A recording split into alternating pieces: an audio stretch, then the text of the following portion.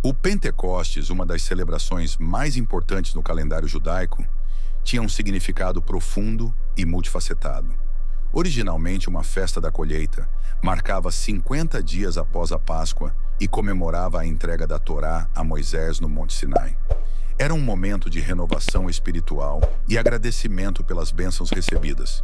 Para os discípulos de Jesus, contudo, este Pentecostes estava prestes a ganhar um novo e monumental significado, que transcendia a simples comemoração das colheitas e leis. Jerusalém, uma cidade antiga repleta de histórias bíblicas, era um verdadeiro centro nevrálgico de fé e cultura. Suas ruas estavam sempre cheias de peregrinos de todas as nações, especialmente durante as grandes festas como o Pentecostes. A cidade, com seu templo majestoso e mercados vibrantes, transbordava de vida e espiritualidade. Era o cenário perfeito para que algo grandioso ocorresse, algo que ecoaria através dos tempos e mudaria para sempre a história da Bíblia e da humanidade. Antes de sua ascensão, Jesus fez uma promessa crucial aos seus discípulos. Ele lhes garantiu que enviaria o Espírito Santo para guiá-los e fortalecê-los. Fiquem em Jerusalém, disse ele, até que sejam revestidos de poder do alto. Lucas capítulo 24, versículo 49. Esta promessa era uma âncora de esperança e expectativa. Os discípulos, obedientes e cheios de fé, aguardavam com fervor esse cumprimento. Mal sabiam eles que essa promessa não só seria cumprida, mas o faria de uma forma espetacular, que seria lembrada em todas as histórias bíblicas subsequentes. Os discípulos, movidos pela confiança e obediência às palavras de Jesus, permaneceram em Jerusalém conforme ele havia instruído. Era um período de espera carregado de expectativa e, ao mesmo tempo, de incerteza. Eles não sabiam exatamente como ou quando a promessa se cumpriria, mas sua fé inabalável os mantinha unidos. A cidade estava fervilhando com os preparativos para o Pentecostes, mas os discípulos estavam focados em uma promessa muito maior, algo que mudaria suas vidas para sempre. Durante esses dias de espera, os discípulos passaram por uma montanha-russa de emoções. Havia a dor da perda recente de Jesus, a confusão sobre o que viria a seguir e a esperança ardente da promessa do Espírito Santo. Em meio a orações e reflexões, cada um buscava entender seu papel no grande plano divino. A lembrança dos ensinamentos bíblicos que Jesus lhes transmitira servia de consolo e orientação, mantendo-os firmes e determinados a seguir em frente. A união entre os discípulos se tornou mais forte do que nunca. Reunidos em um só lugar, eles compartilhavam suas preocupações, esperanças e orações, criando uma comunidade solidária e devota. Essa união era vital, pois a fé compartilhada amplificava a força de cada um. Sabiam que juntos poderiam enfrentar qualquer desafio que viesse. A história da Bíblia estava prestes a testemunhar um dos seus momentos mais grandiosos, e a preparação emocional e espiritual dos discípulos era um testemunho do poder da fé e da comunhão. No dia do Pentecostes, enquanto os discípulos estavam reunidos, algo extraordinário aconteceu. De repente, um som vindo do céu, como o de um vento impetuoso, encheu toda a casa onde eles estavam. Esse som não era comum. Era uma manifestação poderosa e avassaladora que não podia ser ignorada. O vento, um símbolo de mudança e movimento nas histórias bíblicas, anunciou a chegada de algo divino, algo que transformaria para sempre a vida daqueles que estavam presentes. Após o som do vento, línguas como de fogo apareceram e pousaram sobre cada um dos discípulos. Essas línguas de fogo, simbolizando a purificação e a presença divina, eram uma clara indicação de que o Espírito Santo havia descido sobre eles. Cada discípulo sentiu essa presença de maneira intensa e pessoal, sendo preenchido com uma força e um poder indescritíveis. Era um espetáculo visual e espiritual que confirmava a promessa de Jesus e o cumprimento dos ensinamentos bíblicos. Cheios do Espírito Santo, os discípulos foram instantaneamente transformados. Aquele grupo de homens simples e muitas vezes hesitantes agora se sentia capacitado e corajoso. Eles começaram a falar em outras línguas conforme o Espírito Santo lhes concedia. Esta nova habilidade não era apenas um milagre, Era uma ferramenta para a missão que lhes fora dada. A transformação era profunda e evidente, tanto para eles quanto para todos que estavam ao redor. A história da Bíblia ganhava um novo capítulo, marcado pela coragem e determinação renovadas dos discípulos, prontos para espalhar os ensinamentos bíblicos a todas as nações. Os discípulos, agora cheios do Espírito Santo, começaram a falar em várias línguas. Este fenômeno era algo nunca antes visto. Cada um deles proferia palavras em idiomas que nunca haviam estudado ou conhecido. A diversidade das línguas faladas pelos discípulos representava a universalidade da mensagem divina. As histórias bíblicas estavam sendo transmitidas de uma maneira nova e poderosa, permitindo que pessoas de todas as nações pudessem ouvir e entender as grandezas de Deus em sua própria língua materna. Inicialmente, os próprios discípulos ficaram surpresos com o que estava acontecendo. Era uma sensação indescritível ser usado por Deus de maneira tão direta e poderosa. A princípio, talvez houvesse um misto de espanto e alegria, pois estavam vivenciando um cumprimento milagroso das promessas bíblicas. A reação deles foi de louvor e adoração, percebendo que estavam no centro de um evento histórico que ecoaria por gerações. Era um momento de confirmação da fé e da missão que lhes fora confiada. A capacidade de falar em diversas línguas conferida pelo Espírito Santo significava muito mais do que um simples milagre linguístico. Representava a intenção divina de que os ensinamentos bíblicos e as histórias bíblicas fossem acessíveis a todos, independentemente de sua origem ou língua.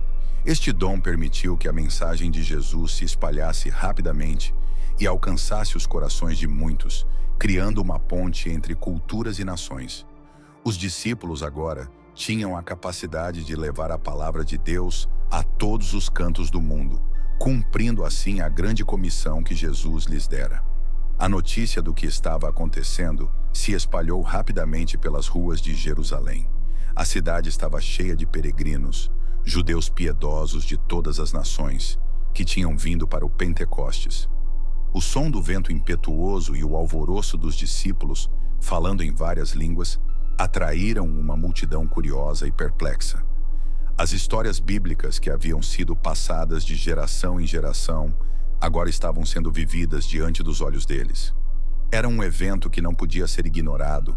Algo extraordinário estava acontecendo e todos queriam ver.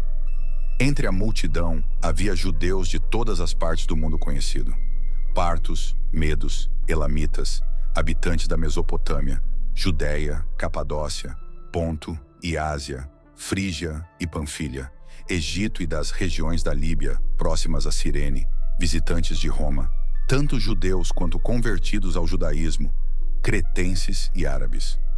Esta diversidade refletia a diáspora judaica e a presença de pessoas de diversas culturas e línguas. Cada um deles ouvia os discípulos falar em sua própria língua materna sobre as grandezas de Deus, conforme descrito nas histórias bíblicas. A multidão estava atônita e perplexa. Eles se perguntavam como aqueles homens, aparentemente galileus, podiam falar fluentemente em tantas línguas diferentes. Alguns ficaram maravilhados e reconheciam o milagre, enquanto outros, céticos, sugeriam que os discípulos estavam bêbados. A diversidade das reações apenas aumentava a intensidade do momento.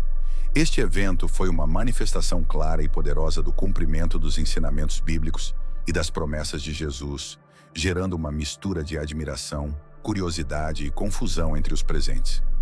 Diante da confusão e curiosidade da multidão, Pedro, agora cheio do Espírito Santo, se levantou junto com os outros 11 apóstolos.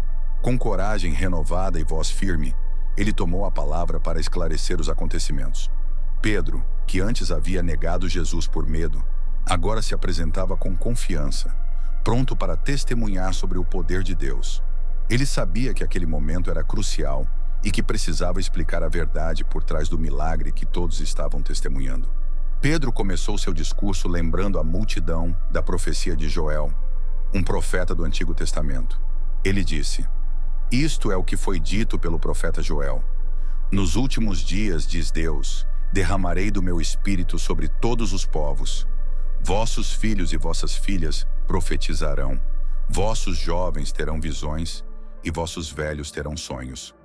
Joel capítulo 2, versículos 28 e 29.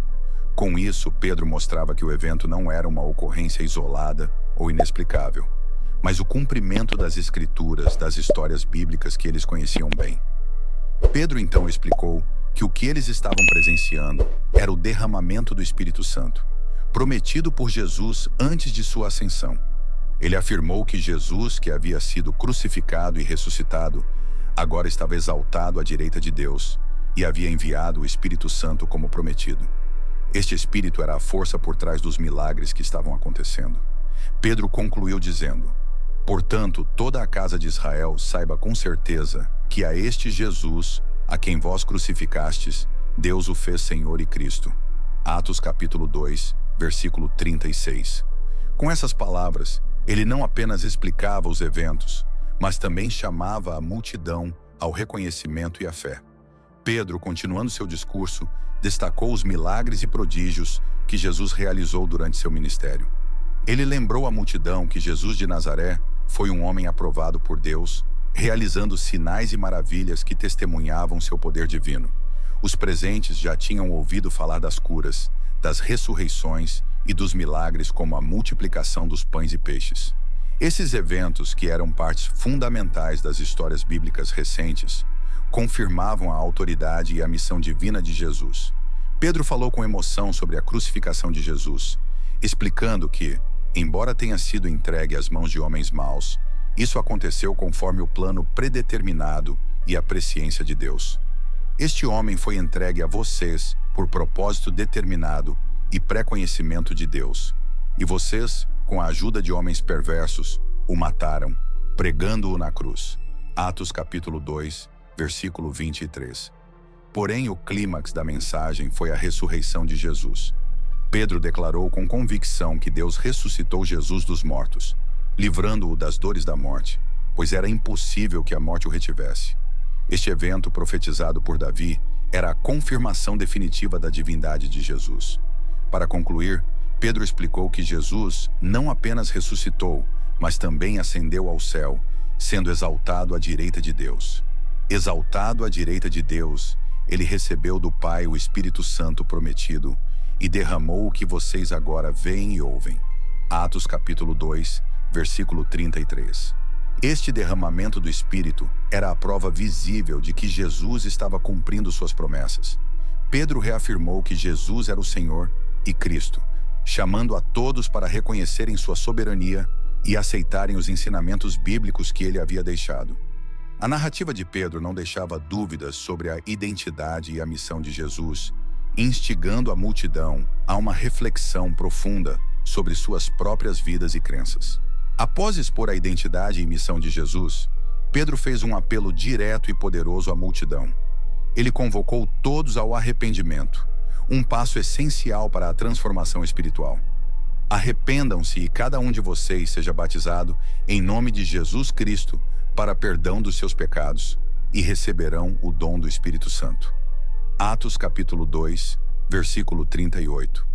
Este chamado ao arrependimento e ao batismo era uma convocação para abandonar os antigos caminhos e abraçar uma nova vida em Cristo, conforme os ensinamentos bíblicos. Pedro assegurou à multidão que a promessa do Espírito Santo não era exclusiva para os discípulos, mas para todos que acreditassem. A promessa é para vocês, para seus filhos e para todos os que estão longe, para todos quantos o Senhor, nosso Deus, chamar. Atos capítulo 2, versículo 39. Esta garantia ampliava o alcance da mensagem, oferecendo esperança e inclusão a todos os presentes. O Espírito Santo, como uma presença transformadora, estava disponível para qualquer um que aceitasse a mensagem de Jesus e se arrependesse de seus pecados. Pedro concluiu seu apelo, exortando a multidão a se salvarem de uma geração perversa. Salvem-se desta geração corrompida.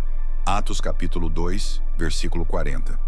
Este alerta final sublinhava a urgência e a importância de uma mudança de vida imediata.